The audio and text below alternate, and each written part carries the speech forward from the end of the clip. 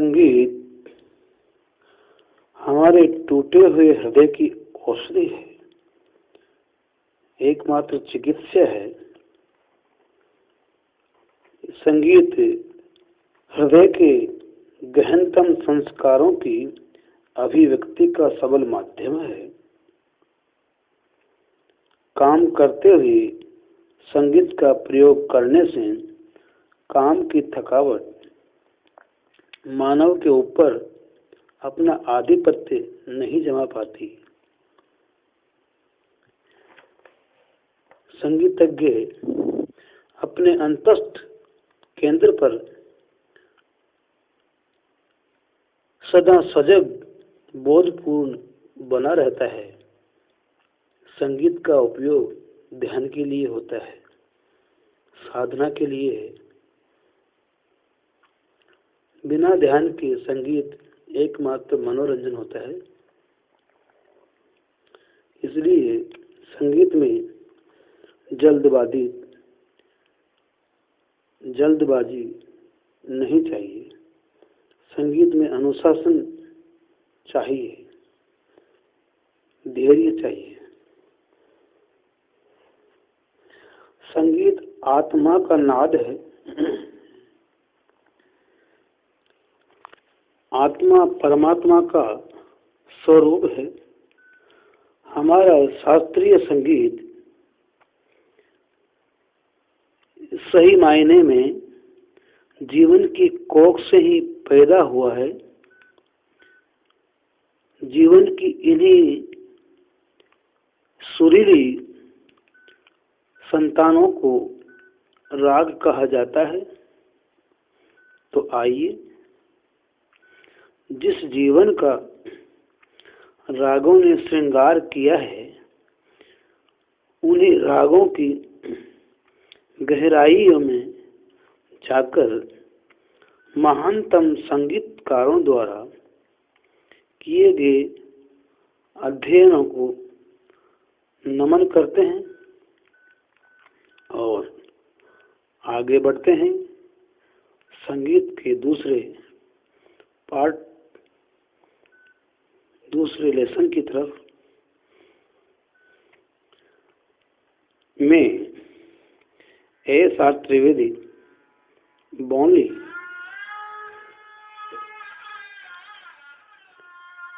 स्वर संगम जयपुर द्वारा ऑनलाइन संगीत शिक्षा, निःशुल्क शिक्षा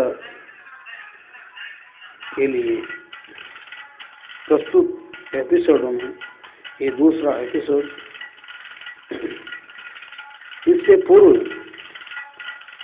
पहले एपिसोड में हमने नाद की उत्पत्ति, स्वरों का जन्म, स्वर और श्रुति के बारे में जाना। स्वर और श्रुति दोनों इस प्रकार है जैसे सर्प और कुंडली। कुंडली में सर्प है और सर्प की कुंडली है। श्रुतियों में स्वर है और स्वर ही श्रुतियां हैं जो संगीत में काम आ रही है। श्रुतियां वो स्वर हो जाती है और जो छूट जाती है वो वापस श्रुतियां बन जाती हैं। हमने पूर्व लेसन में सीखा आत्मा से अग्नि प्रेरित होती है, अग्नि से वायु, वायु से ध्वनि उत्पन्न होती है। जो वायु हमारे नाभि केंद्र से फेफड़ों में, कंठ में, मूर्धा में, मुख में होती हुई बाहर निकलती है, वही नाद कहलाता है। नाद दो तरह का होता है, आहत और अनाहत। अनाहत नाद इस अदृश्य जगत में बहता हुआ ईश्वरीय नाद है जो संगीत साधना के द्वारा सुनने में आ सकता है।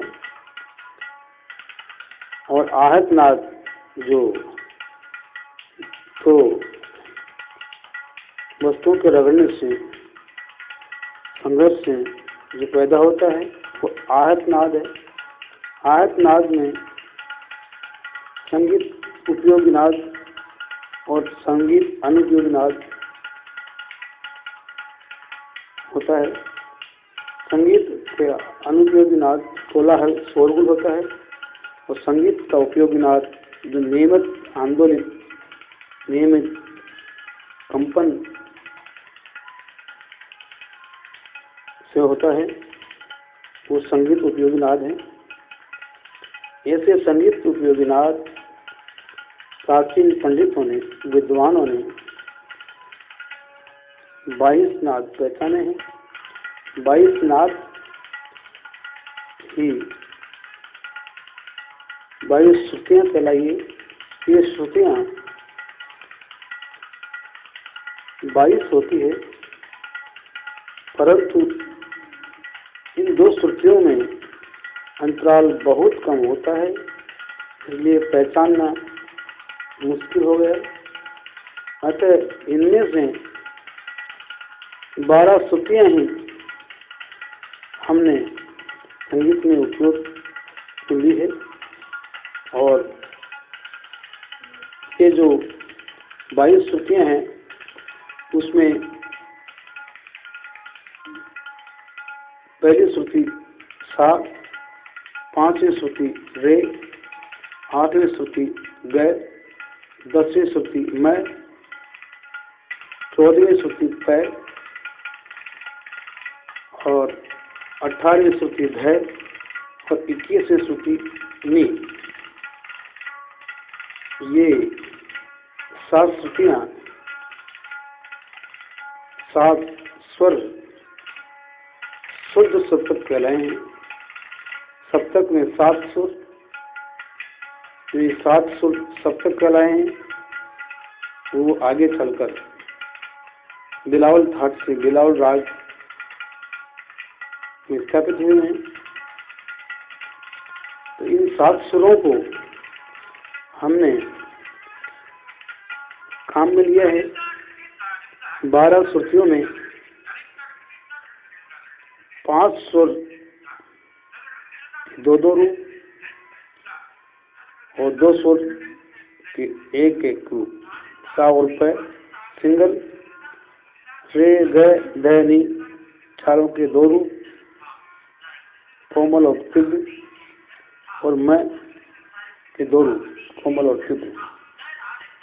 इनके नियत स्थान पर इन 7 सुरों को स्थापित किया। इनमें से 4 सुर अपने नील स्थान से नीचे उतरते हैं तो कोमल कहलाते हैं और 1 सुर अपने नील स्थान से ऊपर उठता है तो मध्य कहलाता है।